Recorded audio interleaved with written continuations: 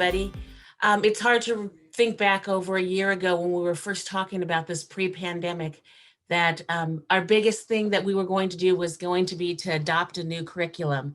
And and then we are here. And so I couldn't be happier that with our choice to go with Wonders and Maravillas. Just as an overview, these were the strengths that we found from all of the implementation work. One of the biggest strengths we found from this is that tech personalized, accessible learning and differences. There isn't any way that we could have made it really to the extent that we have without having adopted Wonders Maravillas for our elementary students. The enhancements that it provided us were the needed supplements for our students as they were in CDL or in distance learning previously.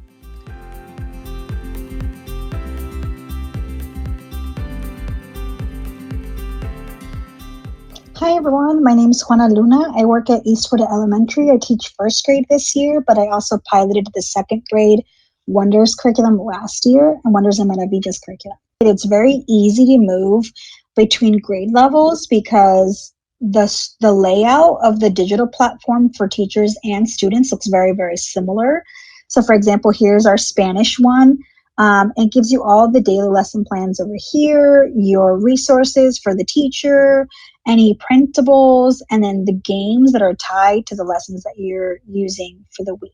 What I love about this curriculum is how it's already tiered for your different students. So here's my small group levels in Spanish and how all of those are already done for you in Spanish as well. So as a dual language teacher, having done dual language before this program, it was very, very stressful.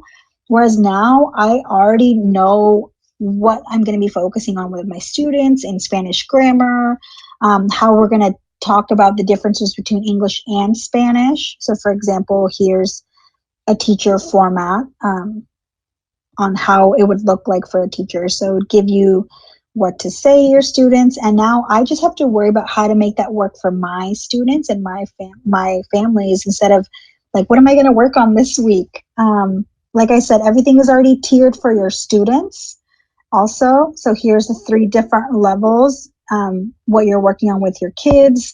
There's already books and materials that are tied to what you're working on in English and Spanish, and all of the different themes are there. If I jump over to the English side, you will kind of see that it looks very, very similar. The theme is the same. Some of the texts are paired, which means that they're very similar, but they're not exactly the same. Some of them are translated, but most of them aren't. So if you look here on the English side, we're going to be focusing on long I, which doesn't exist in Spanish. So it's great for me as a teacher because I can really, really focus on those specific skills, especially for my English language learners.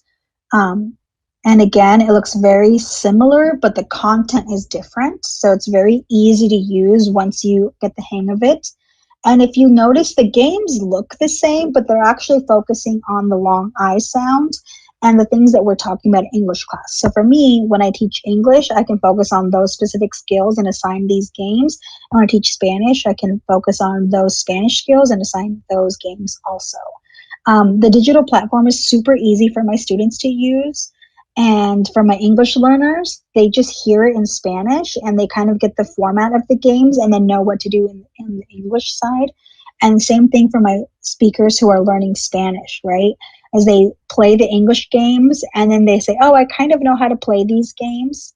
Since they look very similar week to week, just the content is different. And so now my students who are learning Spanish are able to learn so much and play these games in Spanish and are learning and are decoding and are using their syllabus to read in Spanish. So it's very, very cool.